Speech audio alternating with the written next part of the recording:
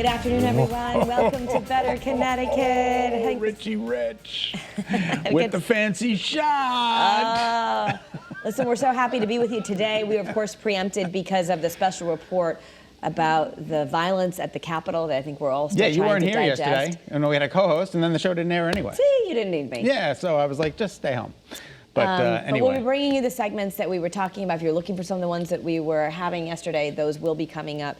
And we're just keeping a good thought. It's just what a crazy time in America. Yeah, well, today's it's already a better day. So let's just keep the thought going that everything starts to get a little bit calmer, a little bit better as we start to get in towards the inauguration and the transition and the whole 9 yards. But what a day it was. I was glued to the television. Yes. Normally I take my nap, as you know, like between 1 and 3. I didn't take a nap. I was exhausted. Right before your early bird special. Right before my 4 o'clock early bird special. And God, I am old.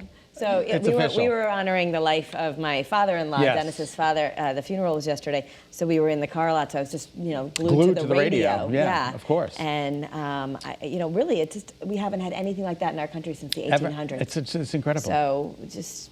Yep, keep a good thought. It was a dark day for sure. Tyler Perry, he did not get his absentee ballot, so he got in his plane from Wyoming, and he flew to Georgia. That's how much voting means to him. Now, a little easier if you're Tyler Perry, but still, he said that something went wrong with his absentee ballot, and so he flew on in and made sure he got there and made sure that he voted in Georgia, of course, which was a very tight runoff election. He said, "Hey, Stacey Abrams, I flew home because I didn't get it, and I will be there early in the morning. Too important to miss, too important to miss." He tweeted back to Stacey Abrams that said, "Just show up." He's like, "Yeah, well, I'm in Wyoming."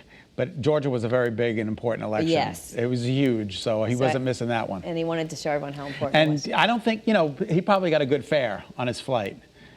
At the last minute. You think last minute from Wyoming to Georgia in one day? Oh, in his own plane with his own staff. I think that it does make it a little bit easier for him to do that. I give him a lot of credit, though. Tyler Perry came from nada.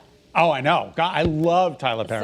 So, absolutely love. I remember the pictures of the basement that is, oh, God in heaven. What a story. What a terrible story. What a childhood he had. American Airlines is no longer going to serve any alcohol on flights to and from Washington, D.C. And why is that? They made this announcement. They said flight attendants have actually been threatened and that there's politically motivated aggression toward other passengers. So given these tense times, they're going to remove all alcohol on flights to and from D.C. Could you imagine, just having to be subjected to the ridicule of other passengers because of your political ideology? And alcohol never helps anything, so they're getting rid of alcohol, which I think is a really smart move. Just keep everybody on an even keel. We don't need to fight. It's a short flight, but feet on the ground. Breathe from your heart. We're all going to get through it. Hang on a second. What is that? Feet on the ground. Breathe from your heart. We're all good. My country, 'tis a Oh, I don't know. I just felt like breaking out in songs. And speaking of songs, we're talking to Jim Bozzi about one of my all-time favorite songs from the Bee Gees. Oh, which Words. one? Oh. I'm going to sing it for you a little later. Oh, I like the Bee Gees documentary. You're going to really like it. I know. I'm excited to see that. But I got the lyrics here just in case I forget the words. Meanwhile, you're not going to cruise. I know you like your cruises. I do. Those aren't happening for a long time. Remember I was supposed to go on one in March and you were like, what? We were actually discussing. What? I'm still going to go. I'm like, you're not going on a cruise.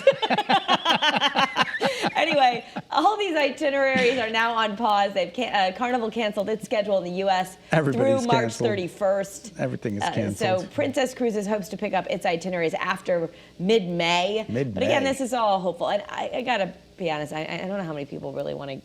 If you're still in the middle of the pandemic, let's see how the vaccines go. But I got to imagine a lot of people would have a little pause about getting on a cruise ship. These poor people, all of the cruise ship workers and all of the employees, the thousands and thousands, hundreds of thousands of people that are unemployed because of this pandemic. It's just, those boats aren't going anywhere. Well, if you're in the Crystal Mall or the Brass Center Mills Mall, is that what the name of it is? What is it?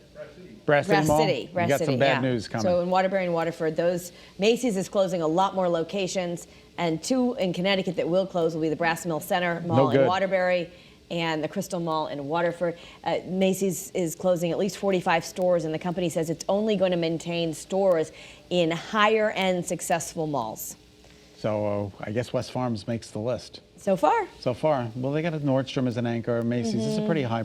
People are really West Farms. shopping online a lot, and so they don't need as many storefronts, but it's still sad. You have I don't even think of all the rest, all the Macy's that are downstate. There's one off of Exit 48, off the Merritt. There's one in Danbury. There really are a lot. There are a lot of Macy's. I know the Macy's in Comac, they just bulldozed it down.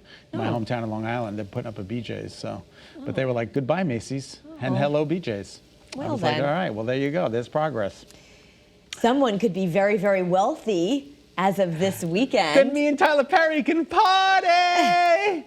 No one won Wednesday's Powerball yesterday, so that means the jackpot gets even bigger to about $470 million. I gotta go get my ticket. What would you do with that money? What would you do? I'd give it all away. I keep about $1 million. I always go run down. I'm like, I'd give it to this charity, and I'd give it to this charity, and I'd give it to this charity. And I'd probably still get up and come to work, which is crazy. No, well, if you love what you do. I do love what I do. Right. My father used to say retirement is a terminal illness. So if you just sit in a rocker, it's over. But the WFSB, the S would stand for Scott. You know what I'm standing? You're know what I'm buy saying? the station? I'm buying the station. And then I'll go to you for my raises. With $470 million, you can get one. Yeah, I know. I definitely would give a lot away, but it would, just the idea of you'd have so much freedom to either do good or to just decide in your life, what do I want to do? Yeah, what do I want to do? I want to be a country music singer, but that ain't happening right now. Anyway, WFSB stands for William Frederick S. Beebe. Frederick S. Beebe. It stands for W. Frederick S. Beebe. He's the guy who bought the station back in the 80s and changed the call letters from WTIC. Oh, did you know that? I remembered. You just refreshed me. Frederick S. I couldn't Beebe. remember the name of the man. That's the name of the man. All right, so there is some... Just knowledge I have in my head that's just stuck in my head. I used to say it was working for Sarah Barr, but then she went away. There's some possum news. What? There's a very popular show. Oh, keep going with the puns. The Puppy Bowl will go on. Yay! On Animal Planet on February 7th. Team Ruff and Team Fluff will face off in a 3-hour event. And the best thing ever. 3-hour event. The best thing ever is the Kitty halftime show. And you know what, Steve Levy from ESPN? Yeah. He'll be one of the announcers. So if you're used to Monday Night Football, the play-by-play announcers of Steve Levy and also Sage Steele. Yep. Love her. She's from SportsCenter.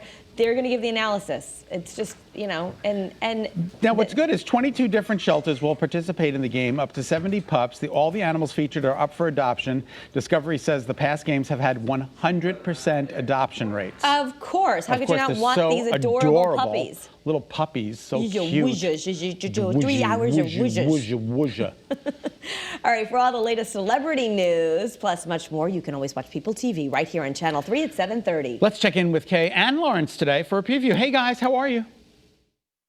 Tonight on People, country superstar Morgan Wallen grabbed headlines in October when his appearance on Saturday Night Live was canceled after he violated the show's strict COVID protocols. As he prepares to release a double album called Dangerous, he opens up to me about getting the SNL boot. Man, after the initial impact of everything that happened, they were still, in communication with us and saying, hey, we're still gonna make this happen if you want to.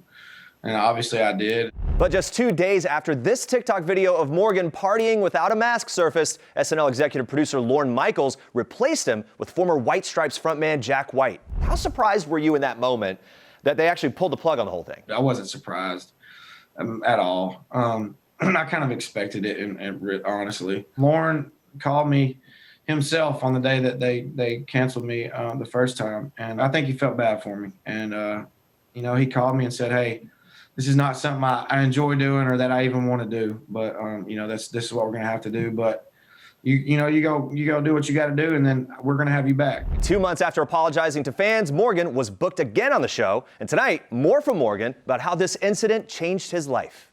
Thank you, Jeremy. Apologize. We thought it was Kay and Lawrence, but it was Jeremy. It's the time of the year where there's lots of different people. Absolutely.